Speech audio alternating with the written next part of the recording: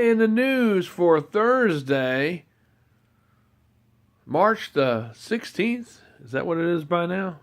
Yeah, 2017. Uh, South by West is going on. South by West is going on down in Austin, Texas.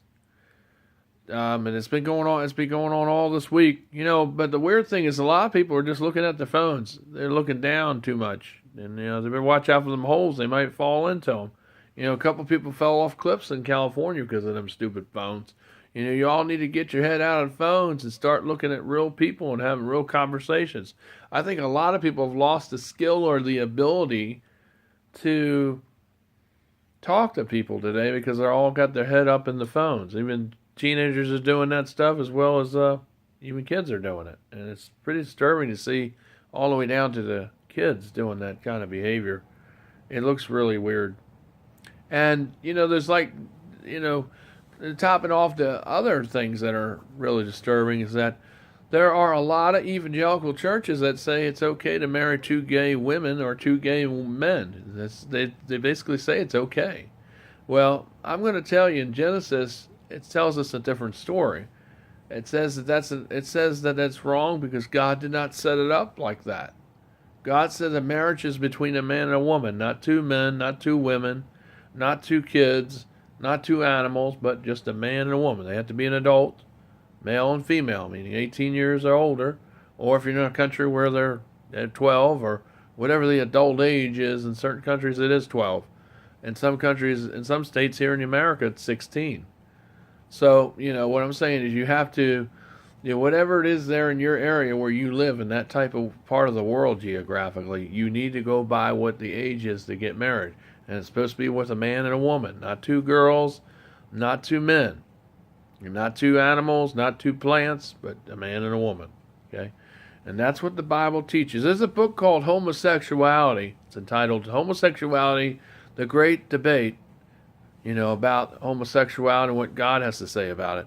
And it came out a couple years ago, but it's a really good book for both pastors and ministers alike. It's good for the Church of Christ to look at that book because it talks about their arguments, their excuses on why they promote their belief or why it's okay to be the way they are, when yet the Bible says all in all. I guess, as a matter of fact, we did a series on it on YouTube. You might want to refer back to that because we actually read the whole book, chapter by chapter, on YouTube, so you can take a look and refer to that series. I hope you do, seriously, and prayerfully, because it was a good book. However, the gay community probably won't like it. I'm sure of that. But I don't really care because I don't promote bad, sinful behavior that goes against the natural order or way of things the way God set it up. If I knew somebody was doing that with my child, or my child was doing that, I would still love her or him, but I wouldn't accept them as a person regularly in my family. Would I help them? Yes. But if I had a child, a daughter, son that was like that, I would not accept them in the family totally, but I would still help them because I am their parent. But I would not, and I would still love them, but I don't accept their behavior. I'm not going to go to games with them and act normal because they're engaging in behavior that is not normal. Gay, behavior is not normal. Pedophilia is not normal either. And, that's the next thing that's going to become more normalized is pedophilia behavior. They're already starting to do some of that in California. So it's going to spread throughout this country. Oh, and, and another thing I want to tell you is they got FEMA camps all activated, all throughout America. And so Steve Labor and the lobbyists are backing this thing. And this all comes on the cuffs of Trump trying to revitalize this country, President Trump. And the Democrats and lobbyists are all against the Trump's plans, and they want to deboggle it, and they have all these FEMA camps activated, and that's what they're trying to get going, the money for that, which is really strange. And also censorship is becoming more and more prevalent in America as we see people getting boosted off of Facebook and Instagram some more, and Twitter and Google as well. And so we have all these things going on, all because people are turning to do things by man rather than giving it to God. Run it the way God said to do it. People are trying to do it the human way instead of the spiritual way. It's like I always said, everything in the world has a spiritual element or aspect to it. When it gets real bad, it becomes physically in our real physical universe. And so everything has a spiritual aspect to it. When you look up the word pedophile, that really is a demonic spirit.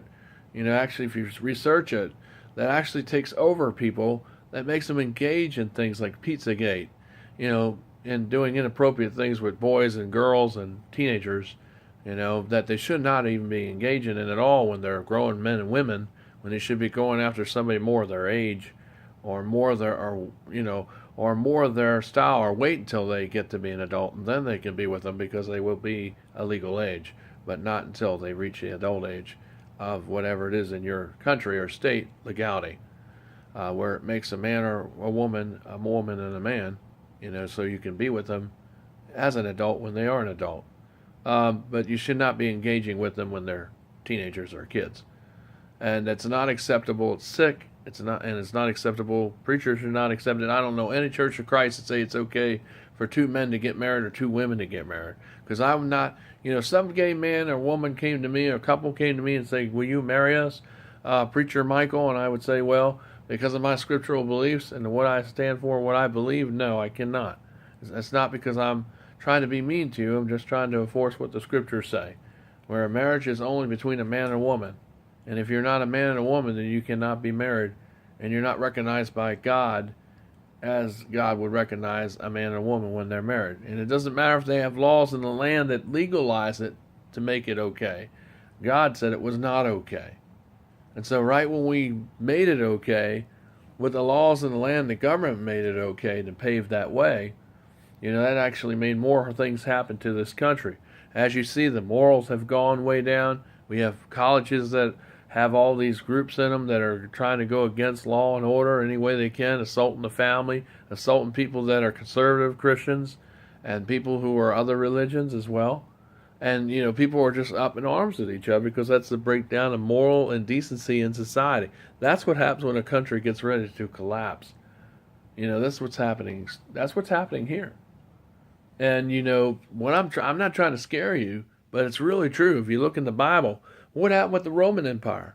What happened with the Persian Empire? What happened with the Aztec Empire? What happened with them before all this stuff happened? The same things that are happening right now in America. Oh, sex trafficking. A big thing that's going on. It's a worldwide pandemic. Kids are more and more coming up missing. We have probably about 2,000 kids all across America that come up missing each and every year in America. And it's not just because of, it's not a small part of the fraction of those kids and teenagers that are missing is because of, the parents wanting to get their kids so they can have custody of them. It's very small. Most of it's because of sex trafficking. That's why they're missing. And that's the story they don't want to tell you. But that's the real reason why most of your kids, or most of these kids, I hope they're not your kids. If anything happened to the Shields, I would go absolutely crazy. And I would do whatever I could to find them. That's just to go to show you that I am a good person and that I'm not that kind of person. I don't like being accused of being like that because I don't stand for that anyway. I don't accept it. And if anything happened to those kids, Jeremy, Stephen, or John, or Beth Ann, I would go nuts. And believe me, and they better hope I don't find them, because before the cuffs go on to them, I would probably shoot them execution style. I'm not kidding. I guarantee you I would. I would definitely would. If they did something to those kids, or my kids, or anybody's kids, I hate to say this as a preacher, but I don't know what I would do. It would not be pretty. It would not be nice. You better hope I don't get a hold of you. Now let me tell you this, because that's how I really feel truthfully about it. Now, with that all being said here, that's the passion. That's the way we all should be. We should be like that, because that's the real true, truthfully how we should be and how we should act. And, people like this that are engaging in these behaviors, the best thing that you can do for these kinds of people is pray for them, because they need prayer more than anything. If you can't do anything else, it's like we're told to hate the behavior, not the person, right? Well, a lot of people end up hating the person too. And you should only hate the behavior. Okay? Because as long as that person's still breathing, it doesn't matter what sin they did, even if it's something really bad like that, there's still hope for them. And they can still stop it in their tracks. There are a lot of people that are like that have and have not done it to children anymore. And that's wonderful. But the thing is, it's forgivable. And that's what we have to do. We need to forgive them, even for something that's that egregious. We need to forgive people. We can't just say that some sins are forgivable while others are not, because if that were true, then no sin would be forgivable. And I know how bad that sounds and how sensitive that is, and that's a sensitive topic because you hear a lot of it happening. There was a girl that was sexually assaulted in a porta potty over there at Brown Island in Richmond just last Thursday. They still haven't found the people who did this to her. You better hope I don't find you, because if I find you, you may not make it to the police office alive. But the thing is, what I'm trying to tell you, there's this stuff going on. Okay? So yeah, it's picking up because lawlessness is becoming more and more prevalent. When people fall away from God, that's the real reason behind all this hysteria. It's just like when people say stuff about people and then people go and believe what they say and go to their side because they have the same suspicions and they associate with people that say a bunch of rumors that are not true about a person.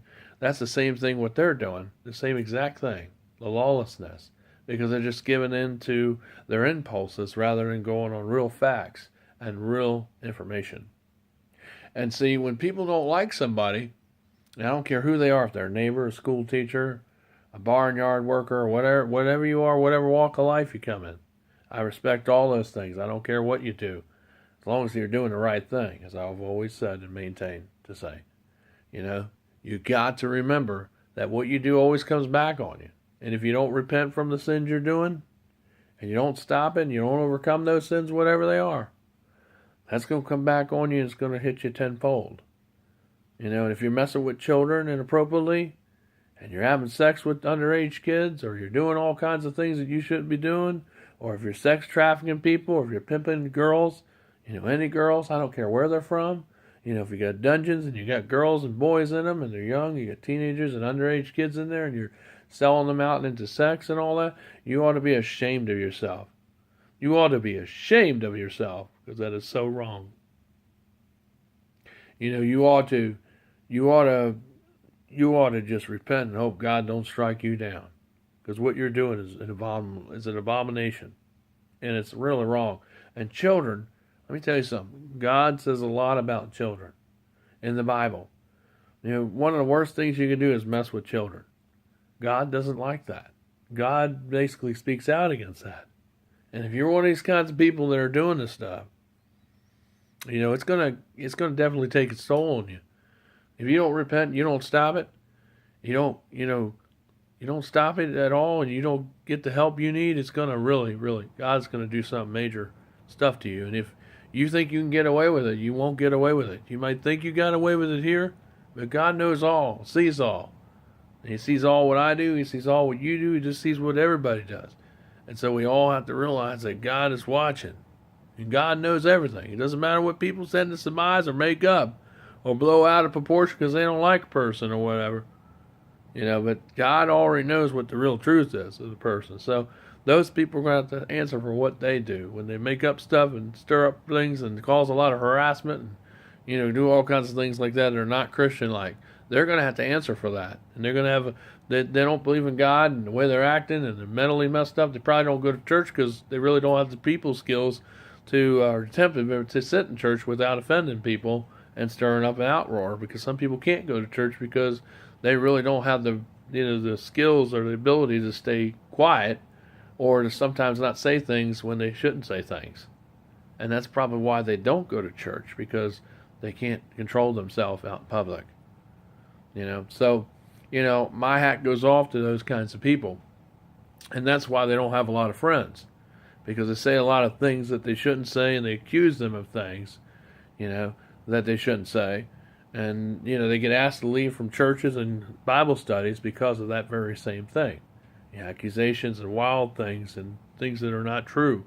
And then, This is why this happens and why you don't have friends. This is the real reason why you say, well, I don't understand why they don't email me or call me or talk to me or text me anymore. Well, this is why they don't talk to you or email you. Because the way you act, the way you come across to people, the way you accuse people of things, the way you make things up on people, and the way you label and suspect things, and you say things out loud under your breath where they hear you, where you're saying, "Well, I hope that person don't molest my kids."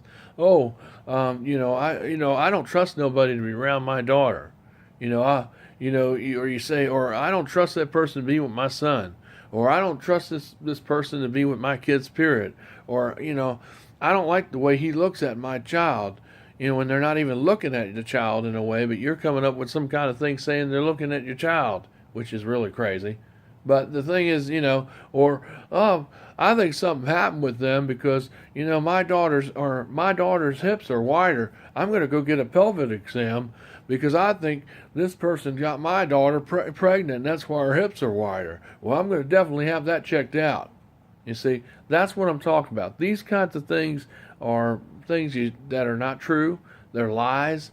And these are things that, would really anger people. I mean, you do this to the wrong person, somebody could sue you for these malfeasance, these things of malfeasance in nature. Because there's no truth to it. It's just you running your mouth and just going off and just saying a bunch of stuff that you have no business saying. And people that are like this, you go do that to the wrong person, they can put you in jail, and 5 different charges. They can get you for slander. They can get you for, defamation of character. They can get you for lewd conduct. They can get you for false entrapment. I mean, these are things you got to understand. You can't go around saying things and think you can just get away with it and say, oh, it's okay, I can do it because you're a certain person. No, these laws apply to everybody, and they're all on the books. And, that's why it's important not to be saying stuff when there's no real truth to it. Okay? And so, I want to tell you, when you make comments like that, it's very hurtful. And you might think you're joking, but see, a lot of times when people joke like that, they really mean those things, because that's why they're saying as a stab or as being smart aleck and think they're funny, but really they're saying that because that's what they really think about you. That's why they make those comments, because they can't control their mouth, and their mouth runs before they really know the facts, and then they make up things more than what they really are, because they take it to a whole new level, because they read way into things that aren't even there, things that did not happen, and then they coerce things out of people like children or the teenagers, and they get them to say things and try to brainwash them and do things like that until they actually just say, all right, I'm just going to say what you want me to say, and that's basically what happened. And that's what happens with some people that are really controlling. That's the kind of behaviors that they deploy. And so you got to watch out for these kinds of people, because they're dangerous, they're not trustworthy, and they're not very nice as a person. Yeah, they could be some of the most nicest people you might meet, but they're just like this. And they use Christianity as a phony mask to cover up, try to hide, the real truth of what they really are as a person. And it's like they use people to get what they want. And then some people are like this, and then they throw you down the shaft, and then they make up a story that you did something to their kids when you didn't do anything to them at all.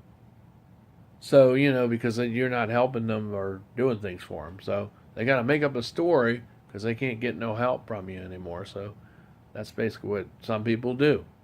And that's wrong too, to say the least. So, but this stuff really does happen. And it's just like, the lady across the hallway from me, she's got a lot of mental problems too. And she does the same thing. She makes up a lot of stories.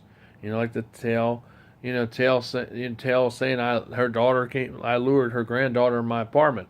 Well, I can't lure anybody in my apartment, number one, because I was sleeping. And her daughter came in here on her own. And, some people could argue and say, well, why did I leave my door unlocked?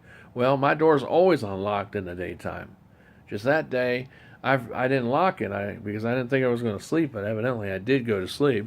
And she woke me up. Her granddaughter did. And she came in here on her own. And there's no way I can lure somebody in here when I'm sleeping. I mean, I don't know how that happens. I still don't get the trick on that either.